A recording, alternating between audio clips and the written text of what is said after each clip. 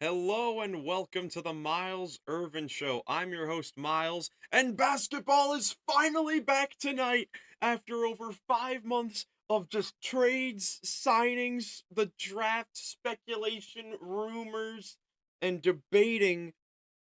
The real thing starts tonight, and I cannot be more excited. We've got two big games on tonight and then 12 games on tomorrow night. I am so excited. We are going to get into previewing those two games in just a moment. But beforehand, yesterday at 6 p.m. Eastern Standard Time was the deadline for all of the 2020 draft picks to sign their rookie scale extension deals with their teams. And we had, let me count, we had 7 players sign their extension in the last 2 days. So let's just quickly go through, talk about them. We got some more news to go over before we get to the games. But before I actually get started, let me give a quick plug to the Runnin the Paint podcast. This is something that I started just a couple days ago with Jackson and a couple of my cousins, Nick, Coach Cove's B-Ball Breakdowns. You can find him on YouTube. And then my cousin Joey. We all started a long basketball podcast on YouTube as well. If you want to look up Running the Paint podcast, and I'll also have the link in the description below. If you want to hear like more about what I think about the NBA in a more debatable like setting with 3 other hilarious people, go check that out. I would highly recommend checking it out. Um but as far as this show goes, I'm planning on this being a daily thing now that the season started. I took a little bit of a break so I could mentally prepare myself for the marathon that will be the NBA season. I'm planning on episodes every single day, every weekday at 9 a.m. Eastern, being posted here on the YouTube channel. Super exciting stuff, man. Let's talk about these extensions, though. So, the most lucrative deal was Minnesota Timberwolves forward Jaden McDaniels signing a 5-year, $136 million extension with the Timberwolves. And that is a lot of money, man. That is a lot of money. Now, this is a player, Jaden McDaniels, that had a breakout season last year. One of the best perimeter, well, really one of the most versatile defenders in the league. Can defend really 1 through 4, and he's developed a nice offensive game as well. The nice 3-point shot. He showed some nice moments. I remember in the playoffs, not this past year because he was injured, but the year before, back in 2022, in the playing game versus the Clippers, and then also in that first round against the Memphis Grizzlies, showed some nice moments there.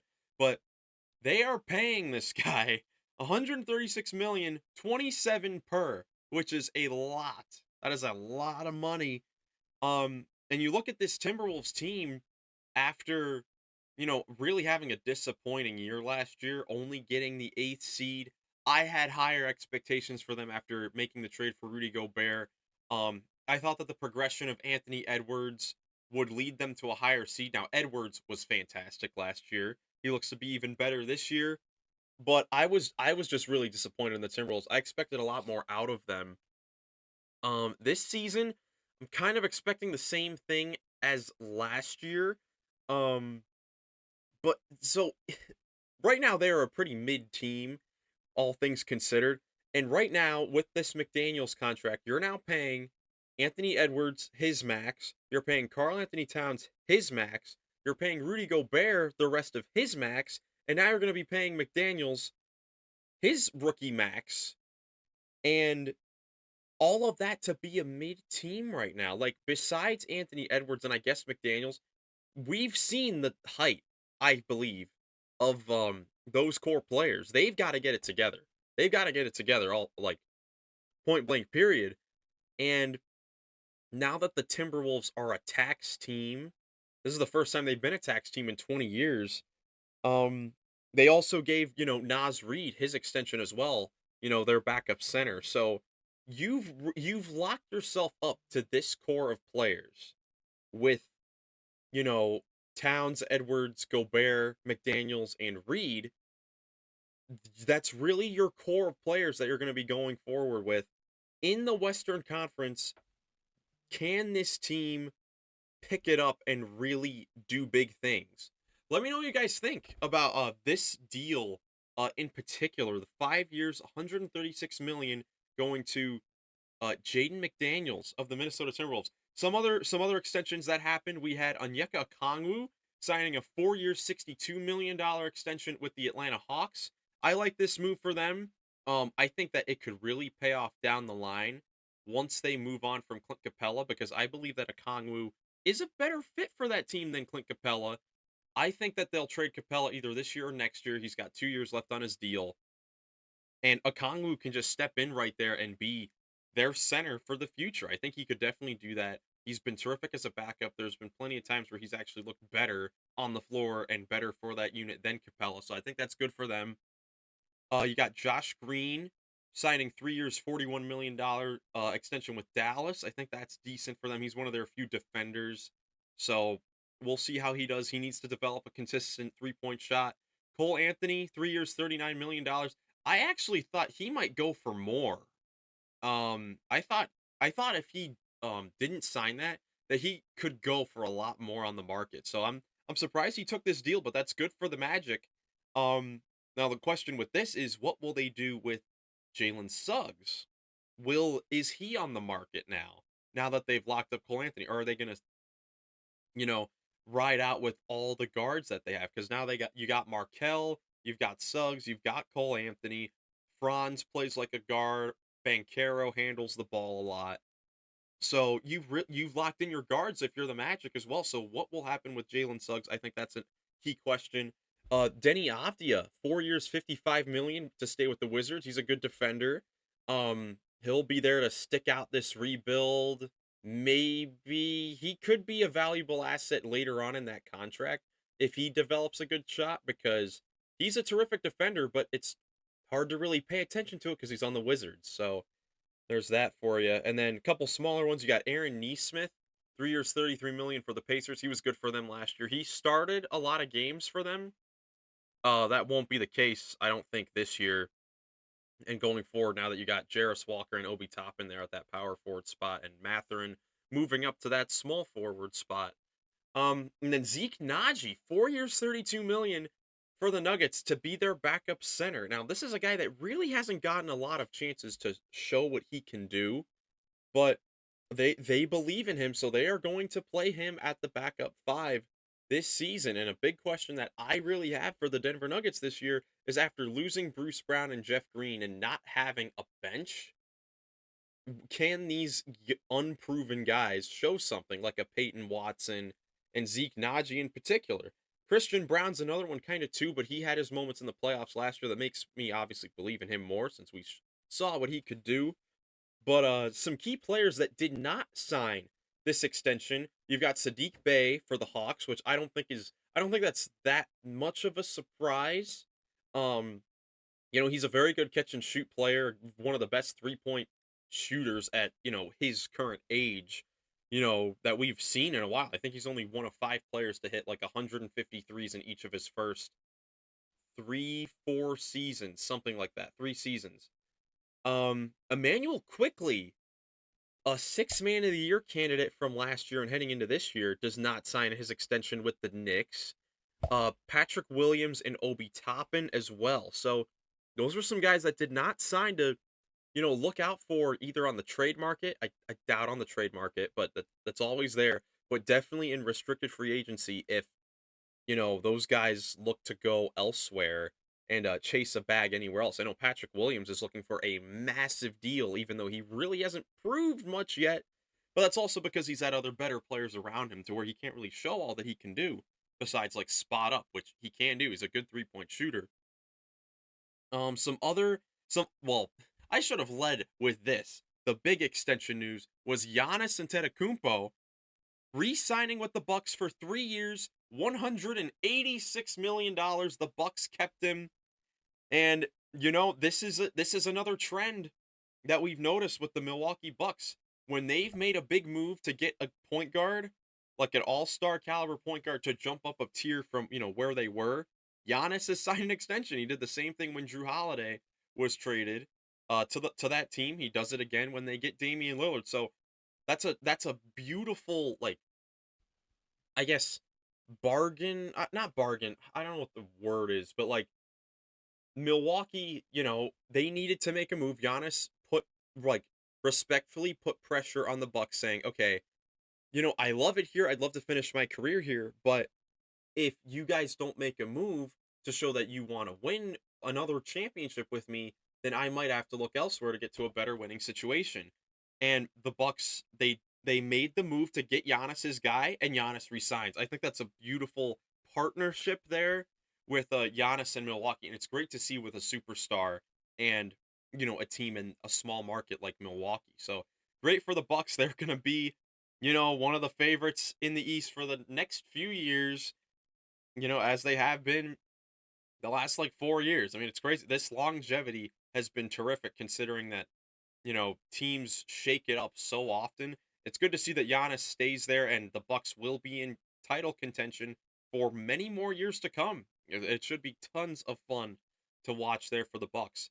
Some other news that came out on the injury side of things with the Memphis Grizzlies, Steven Adams is out for the season with a knee injury that he suffered in January. And this is a tough blow for a Grizzlies team that's already dealing with, absences from some key guys. Brandon Clark is already out for the season. He tore his ACL at the end of last year in the regular season. And of course, John Morant's out for the first 25 games, suspension. So now the Grizzlies are going to rely on a lot of Jaren Jackson at the five, in my opinion. And, they have other guys there like Xavier Tillman and Santi Aldama, who have been good for them in that Grizzlies system, the Grizzlies culture, whatever you want to call it. But I think Steven Adams, he's rebounding, even at his older age. Steven Adams is still a very good rebounder.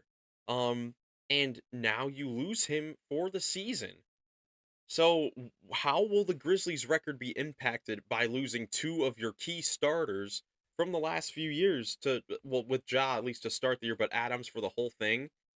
We'll see, man. When I made my on the Run in the Paint podcast, we each made our regular season standing predictions. So if you want to see my regular season predictions, you can head over check that video. But the Grizzlies, I want to say I had them at the 4th seed in the West. This could definitely bump them down now that they really have a shallow roster now when you look at it. They're going to rely, similar to the Nuggets, they're going to rely on some unproven guys to really step up and play like starter level minutes at the 5. And rebounding is such a key question because Jaren Jackson is not a great rebounder at that power forward position. He's an amazing shot blocker, but the rebounding, not the best. And that was really highlighted during the playoffs and during his time with Team USA this summer. So that could be a very big loss for the Memphis Grizzlies.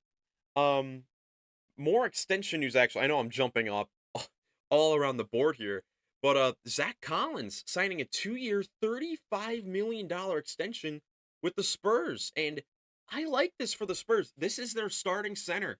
Wemby is the power forward of that team. Zach Collins is the playmaker, is one of the many playmakers on that lineup. The Spurs are gonna like their lineup where they're having like Jeremy Sohan as their point forward slash like point guard, and Zach Collins there to just pass the ball and run their offense.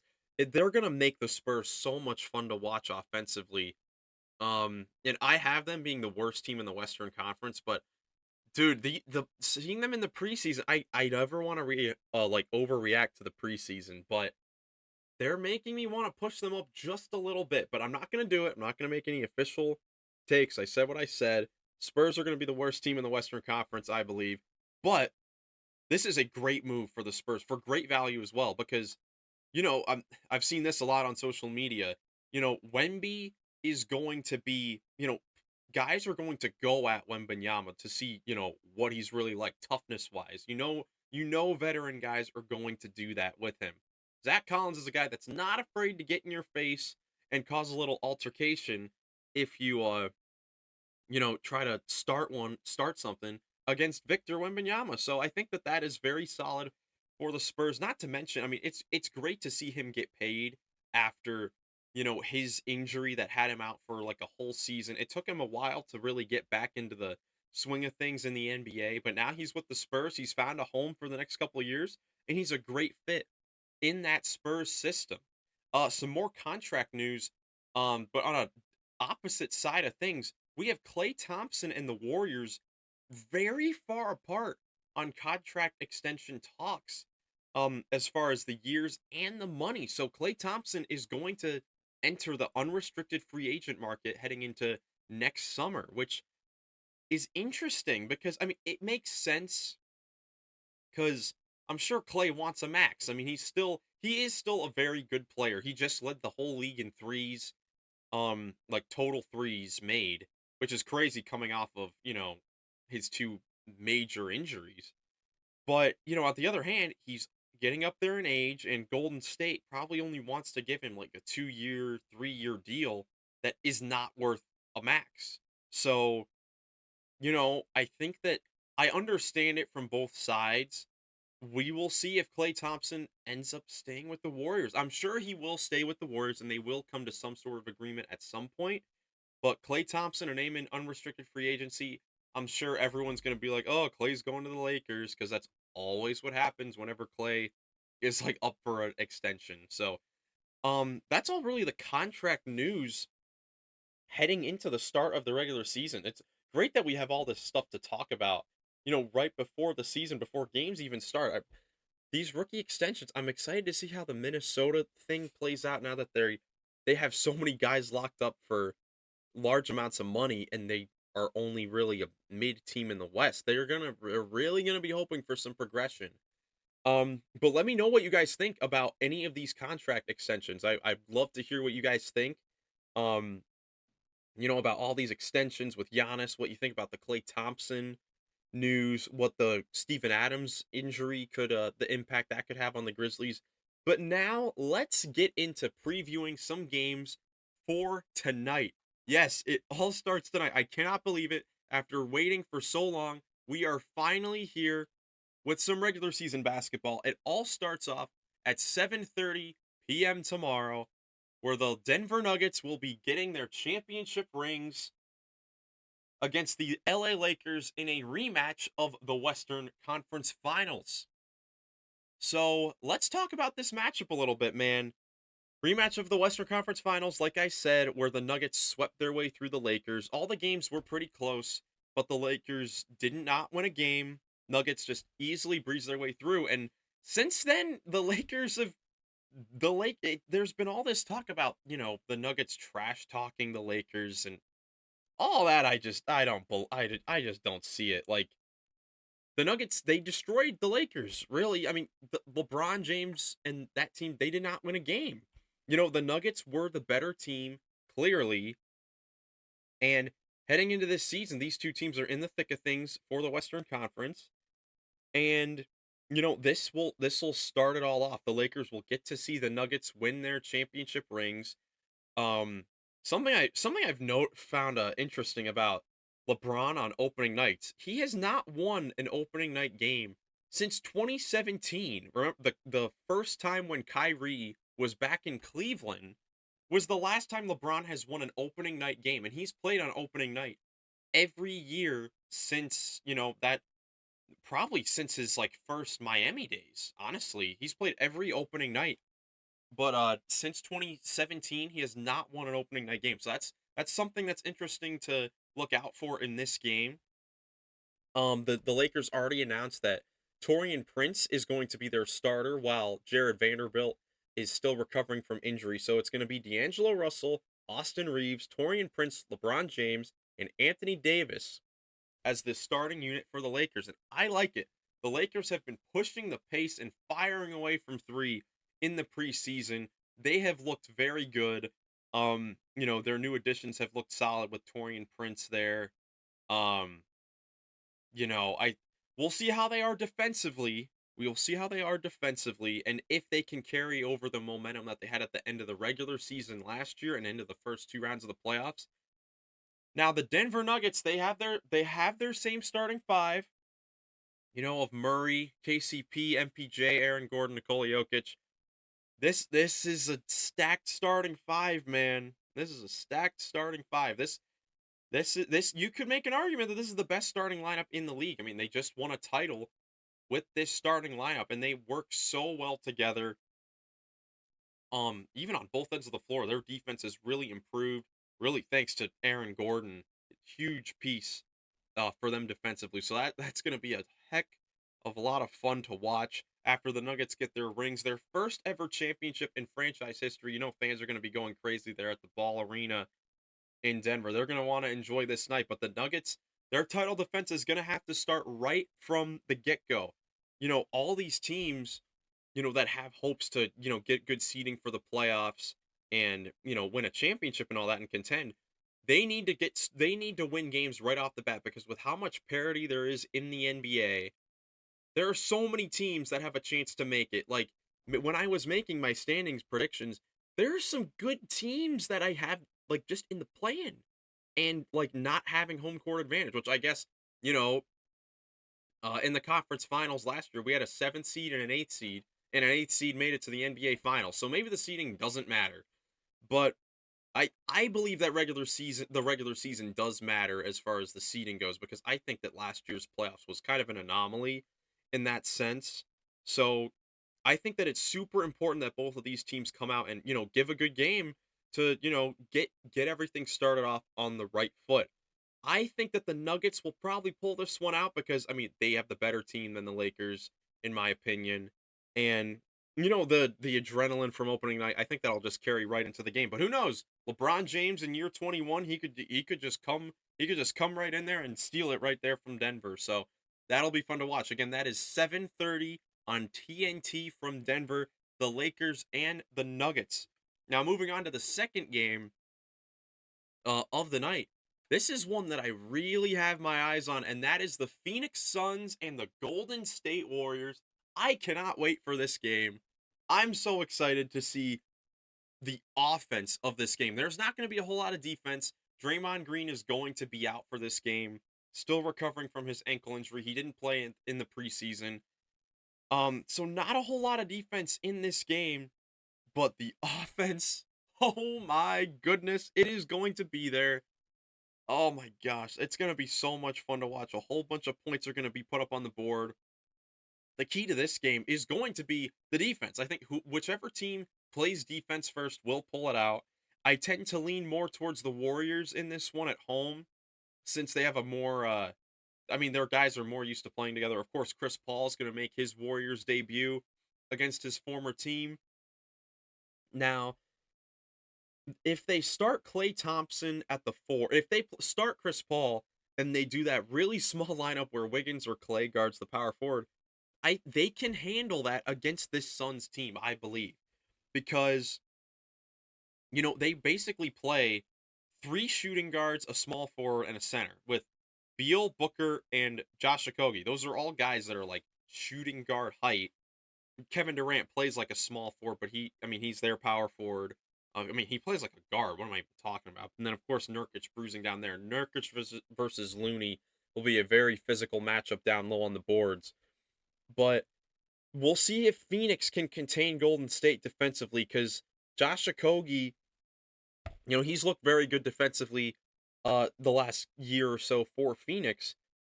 He'll probably get the Steph Curry assignment. You'll throw Beal or Booker on Paul and Thompson, and then maybe Durant guards Wiggins, something like that.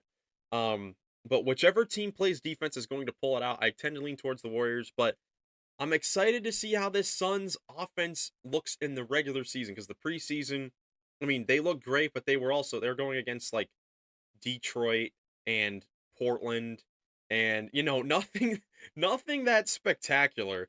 So how will that work against, you know, a Warriors team that has played together for a while that isn't that great defensively all themselves, you know, of course without Draymond Green, but you know, it's just oh my gosh, I'm speechless. I'm so excited. I'm so excited for these games to start and these offenses to be clicking.